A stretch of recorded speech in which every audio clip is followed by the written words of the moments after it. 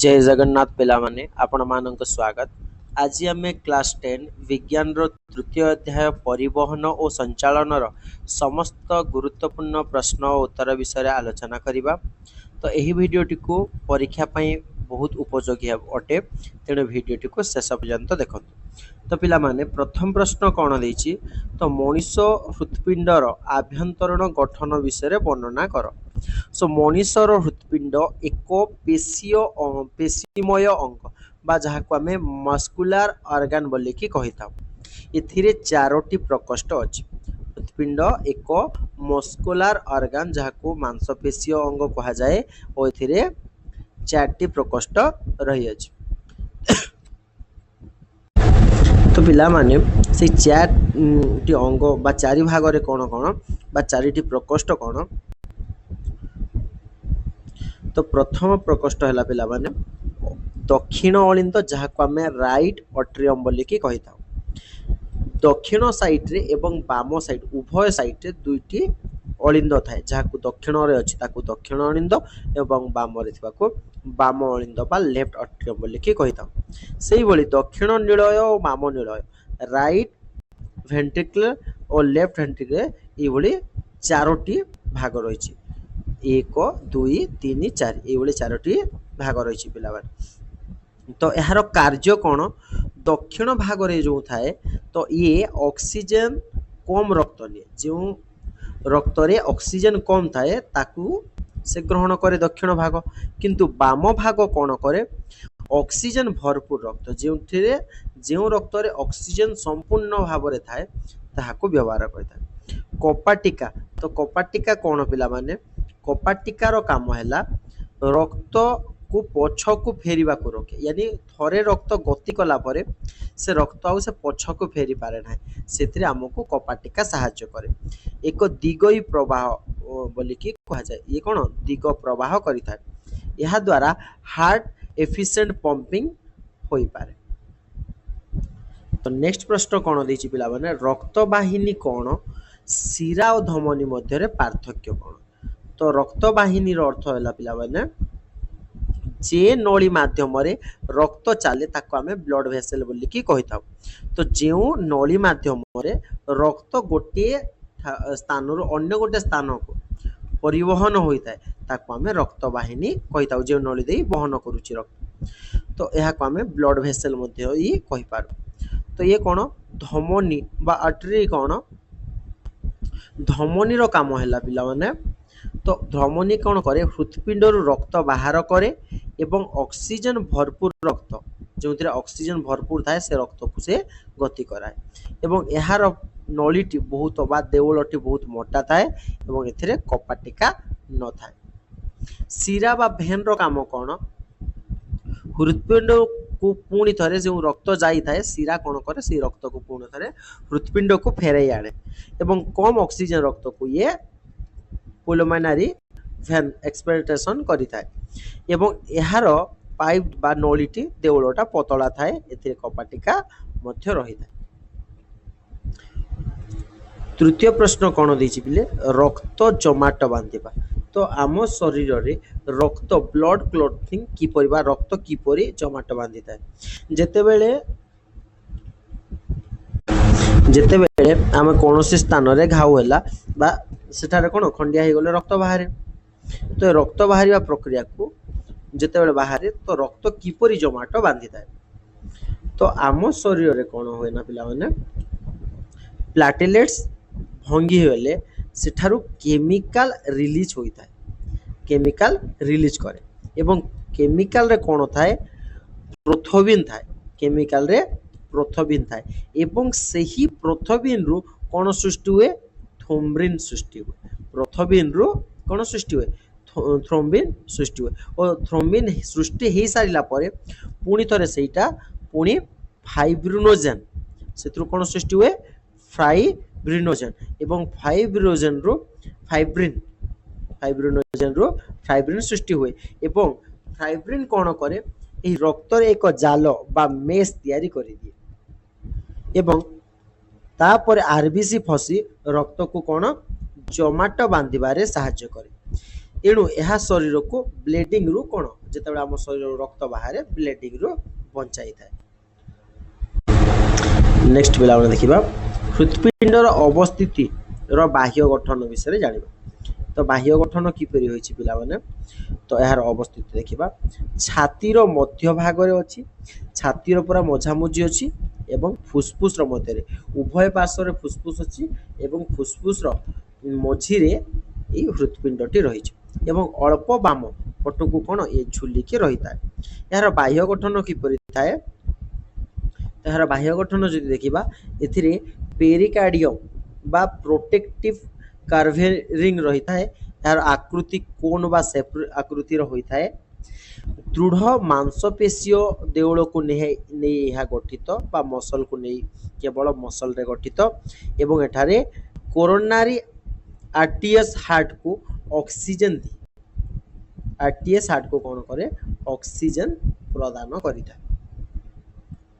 उद्भिद रे जल परिवहन किपरि होय उद्भिद रे जल परिवहन रो कारक। तो उद्भिद रे जेतेबेले जल परिवहन होछि पिले जल मूलरू पत्र पर्यंत जीवार कारण। तो जल कौन मूल देकी पत्र पर्यंत पहुँचब एवं रूट प्रेशर रूट एठारे रूट रो काम कौन करे मूल जल को ऊपर को ये ठेले जेतेबेले जल को ठेले तो तापर मूल रो काम हैला जल को ठेलिबा। तो कैपिलारी एक्शन कौन करे कैपिलारी एक्शन ये कौन करे सूक्ष्म नली भितर जल धीरे धीरे ऊपर को उठे। तो जितेबाला जल उठी जाए ऊपर को से तापर कौन हुए कोहेसन बा एडिशन। तो ये जल अणु अपसरण को कौन करती टाणी नियंती तो से जल को टाणती और जल को टाणी सारा पर ट्रांसपीरेशन हुए ट्रांसपीरेशन फुल। तो पत्र रु जल बाष्प होबारे टाण सृष्टि हुए आउ जहाँ आम मोस्ट इम्पोर्टाट ये पत्र कौन जल बाष्प होबारे टाण सृष्टि होता है। परीक्षण जदि आम करवा पिले जल परिवहन किपरि होछि तो बुझीजिबा। तो एक्सपेरिमेंट गोटे सेलेरी बा गोलाप डाल नेबा एवं से रंगीन पानी रे ताहाको रखिदेबा से गोलाप डाल को रंगीन पानी रे किछि समय पर पत्र गुड़िक रंगीन हो जिवो। तो पत्र गुड़िक रंगीन हबार कारण कौन पिले आम जदि ऑब्जर्वेशन करवा जदि ताको अनुमान करवा रंग जाइलेम माध्यम ऊपर को उठी तो उद्भिद रे जाइलेम टिश्यू थाए तो जाइलेम टिश्यू द्वारा रंग सब पत्र को चली जाए। तो कंक्लूजन बा उपसंहार यार कौन हम उद्भिद भितर वाटर ट्रांसपोर्ट जाइलेम द्वारा होता है जहाँ फल से जाइलेम तो सही रंग पानी गुड़ी को पत्र को नहीं जाए जहाँ फल पत्रटी रंगीन हो जाए। तो एथुर आम कौन जाना पिले वाटर जाइलेम द्वारा ही होता है ट्रांसपोर्ट होता है। तो एबे देखिया पिले हृत्पिंडर आभ्यंतरीण गठन। तो आभ्यंतरण किपरि होइछि देख पिले चित्र देखा जाउछि ना या को आम धमनी कहूचु महाधमनी ये हो गला आमर बाम फुसफुस धमनी बाम अलिंद फुसफुस रो शिरा अर्धचंद्राकृति कपाटिका दुई पाखुड़ा कपाटिका बाम नीलय दक्षिण नीलय व्यवधारकर पट्ट निम्न महाशिरा एवं तीन पाखुड़ा विशिष्ट कपाटिका दक्षिण अलिंद दक्षिण फुसफुस धमनी एवं ऊर्ध्व महाशिरा ये अंश गुड़ी को लेकिन गठित होइছে हमर आभ्यंतरण। एबे देखिबा बिले संक्षिप्त टिप्पणी द्वैत संचालन कहिले कोन बुझ। तो द्वैत संचालन कहिले मनीष शरीर रे रक्तर मनीष शरीर रे रक्त हृत्पिंड माध्यम रे दुई थर चली थाए हृत्पिंड माध्यम रे रक्त शरीर रे दुई थर चली थाए एवं प्रथमे कोन हुए हृत्पिंड रो फुसफुस को एवं पुणी हृत्पिंड को फेरी आसे प्रथमे हृत्पिंड रो फुसफुस को जाए और पुणी फुसफुस रो हृत्पिंड को फेरी आसे जहाँ को आम पोलोमोनारी सर्कुलेशन बोली कि कहिता। द्वितीय रे कोन हुए हृत्पिंड रो शरीर को एवं पुणी हृत्पिंड को फेरी आसे प्रथमे हृत्पिंड रो फुसफुस को गला और फुसफुस रो फेरी आसिला द्वितीय हृत्पिंड रो शरीर को गला एवं शरीर रो पुणी थरे फेरी आसिला जहाँ को शरीर रो फेरी आसिले ताको सिस्टेमेटिक सर्कुलेशन बोली कि आमे कहिताउ। ଏହା ଦ୍ୱାରା ଶରୀରରେ शुद्ध ऑक्सीजन युक्त रक्त हमको मिली थाए। सशक्ति तत्व कौन पिला माने एही तत्व अनुसार जल अणु माने आपस आकर्षित करी एक स्तंभ तैयारी करती। ଏହା ଯୋଗୁଁ ଜଳ ଜାଇଲେମ୍ ଭିତରେ ଅବିରତ ଭାବରେ ଉପରକୁ ଗତି କରିବାରେ ଜାଇଲେମ୍ ସାହାଯ୍ୟ କରେ।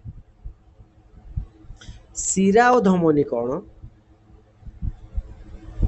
ଧମନୀ ହୃତ୍ପିଣ୍ଡରୁ ରକ୍ତ ଶରୀରକୁ ବହନ କରେ। ଧମନୀ ହୃତ୍ପିଣ୍ଡରୁ ରକ୍ତ को शरीर को बहन करे एवं यह देउल दे मोटा बा लचिका होइता। किंतु शिरा शरीर रक्त को कौन करिवो हृत्पिंड को फेराई आनिबो आ एहार देउल पतला बा कपाटिका थाए।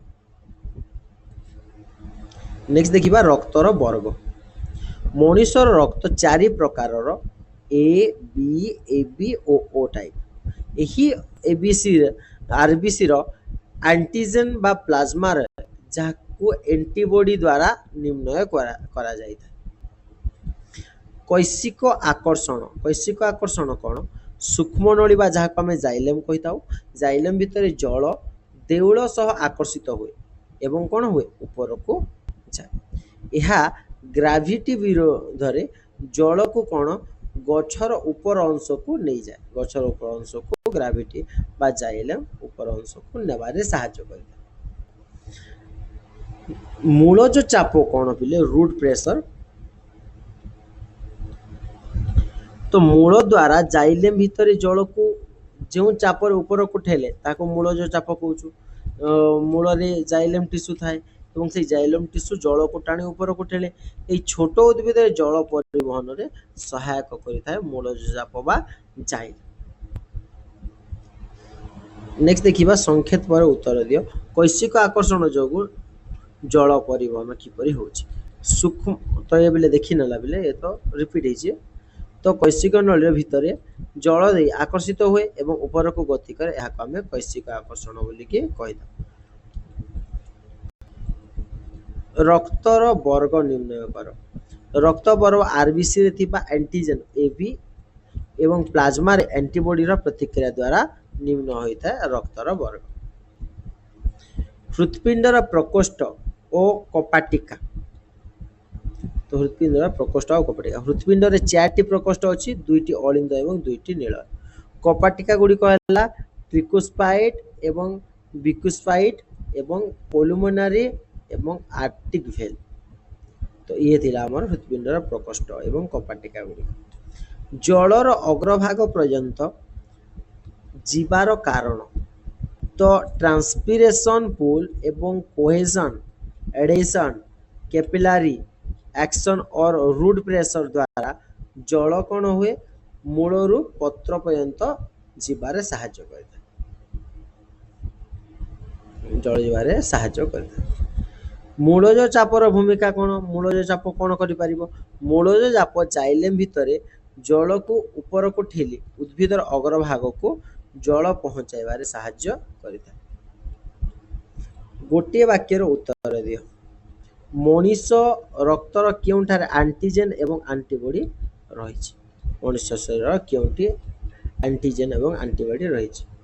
तो एंटीजन आरबीसी रे एवं एंटीबॉडी प्लाज्मा रे रहिछि। कैलेंडर केउ मांकड़क रक्त रे आरएच एंटीजन देखि दिले। लैंडस्टन क्यों मांकड़ रक्त रे आरएच आइजिस्टन देखि दिले। तो से कौन देखि दिले? रेसुस मांकड़ रक्त रे से आरएच एंटीजन थिबार से जानि दिले। मनुष्य हृत्पिंड केते प्रकोष्ठ विशिष्ट? मनुष्य हृत्पिंड 4टी प्रकोष्ठ विशिष्ट अटे। प्रश्न पत्र प्रस्तुत सहायता सार किपरि स्थानांतरित हुए? प्रश्न पत्र रे प्रस्तुत सहायता सार।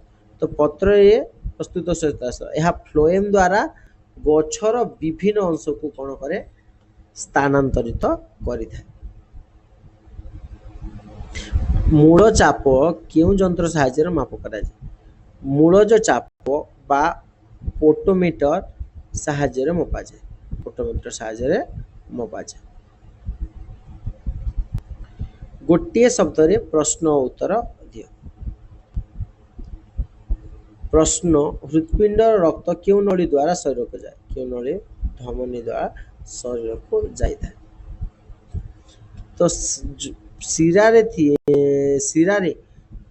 कहार थिबारु रक्त पछकु फेरे नाही। शिरारे कपाटिका थिबा जोगु रक्त पछकु फेरी पारे नाही।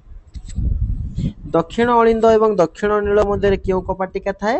त्रिपत्री कपाटिका थाए। नीलय और धमनी मध्य क्यों कपाटिका थाए? अर्धचंद्राकार कपाटिका रही। नेक्स्ट कौन देछि बोले उद्भिद रु जल बाष्प आकार रे निर्गमन को कौन कहा जाए? तो बाष्प आकार रे निर्गमन को वायुमंडल को ताको हमें बाष्पर्जन बोली कि बा ट्रांसपिरेशन बा उच्छेदन बोली कि कहिता। शून्य स्थान पूरण कर। पत्र रे प्रस्तुत खाद्य रे कौन थाए? फ्लोएम टिश्यू द्वारा स्थानांतरण होई पारे। समस्त को रक्त दे पारुथुवा व्यक्ति को कौन कहा जाए? Universal donor. समस्त को से रक्त दे पारे एवं ओ ब्लड ग्रुप रक्तयुक्त वर्ग समस्त को ब्लड दे पारे।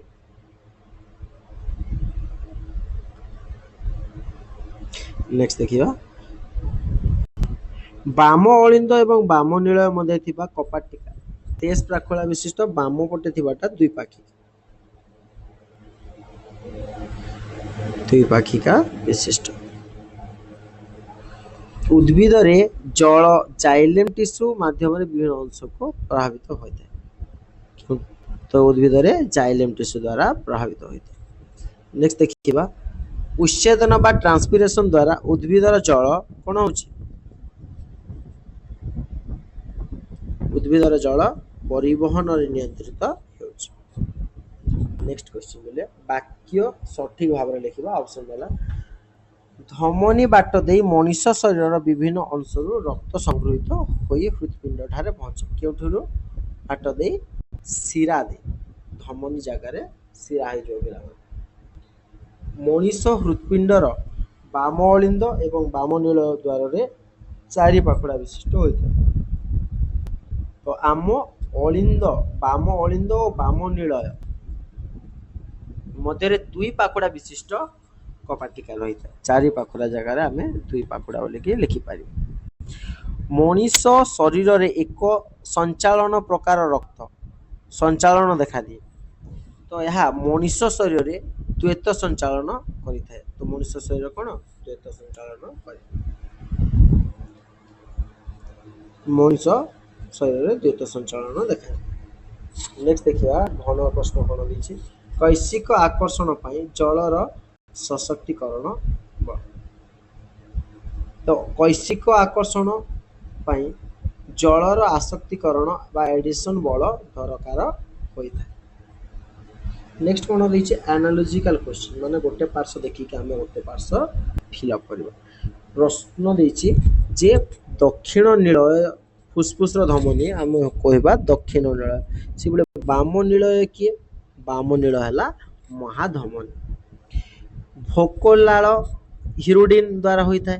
मनीष और रक्त फाइब्रिनोजन द्वारा होता है। आरबीसी आवरण एंटीजन करे। प्लाज्मार आवरण मनीषर रक्त करिଥାଏ।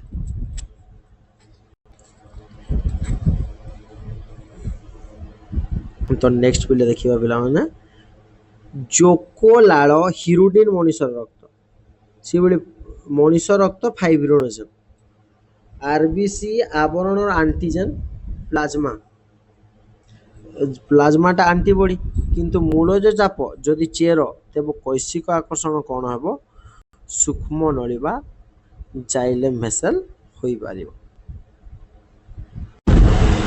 तो पिला माने परिवहन और संचालन अध्याय प्रश्न और उत्तर एठारे समाप्त हैला। भिडियोटी भल लागिथिले लाइक शेयर और सब्सक्राइब करने को भूलिबे नहीं। आपणक मतामत कमेंट जणांतु। पुणी एक नुआ शिक्षामूलक भिडियो सहित देखा। जय जगन्नाथ।